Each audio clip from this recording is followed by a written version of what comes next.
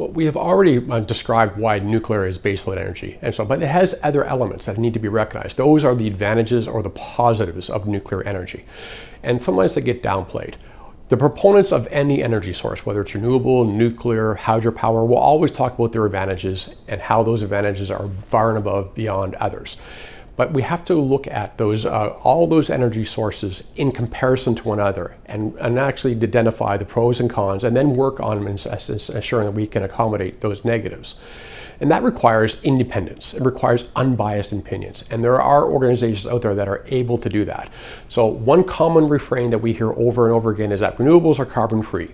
And absolutely correct. In the generation, renewables are carbon free. A wind tower or solar farm in operation produces no carbon dioxide.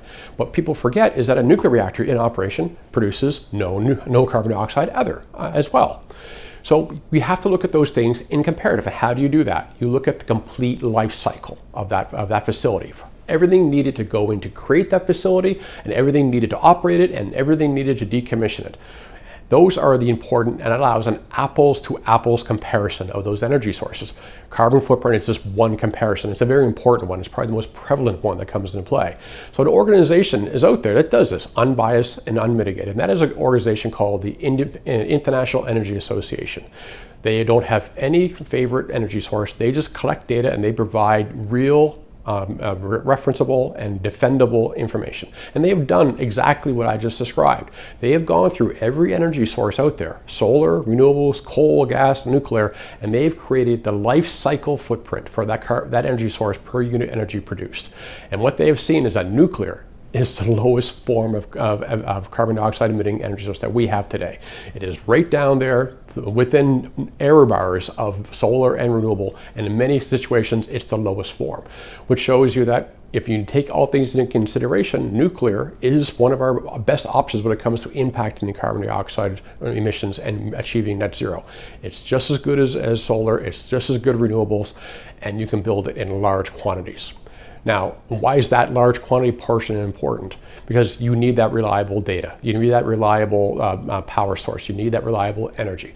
And this is being seen over and over again, in particular recently with the development of hyperscalers, the Googles, the Amazons, the Microsofts, who are recognizing that they have been very lucky to date being able to draw from our grids and get access to that power supply that's been out there. But they're now expanding so rapidly that they're challenging those grids. And they need that reliable data because those data centers run 24/7, 365 days a week. They don't take a break. They never sleep. So they need that power constantly. So that means an increase in your baseload power.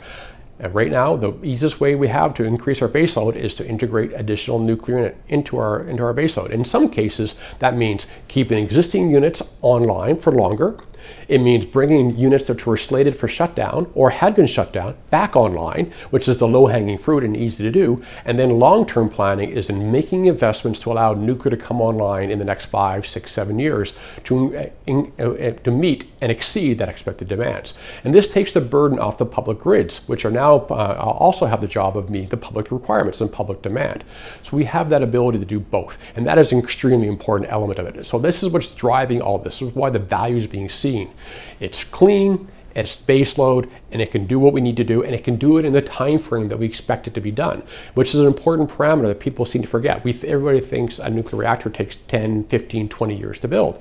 We can do this. We are doing it today. It's underway, and we will show the world that we can build these things economically, safely, and to meet the demands of that baseload and the energy requirements of the world going forward. Thank you.